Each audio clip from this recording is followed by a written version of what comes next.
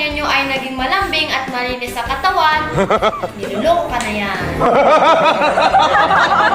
Huwag kayong humingi sa akin ng payo tungkol sa pag-ibig. Kasi isa lang solusyon ko, hiwalay. Payo ko lang sa mga binatilyong lumaking ulila. Magmahal kayo ng matanda. May asawa ka na, may nanay ka pa. Sa mga nagbabalak dyan na mag-asawa, ituloy nyo lang yan. Dahil ang pag-aasawa, sa una lang mahirap.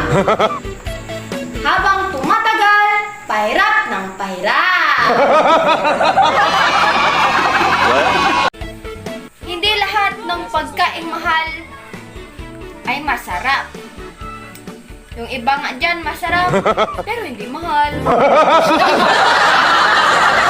Kung ang iyong asawa ay parating umiinom at gabi na kung umuwi, huwag mong pagalitan. Ipakulam mo na lang.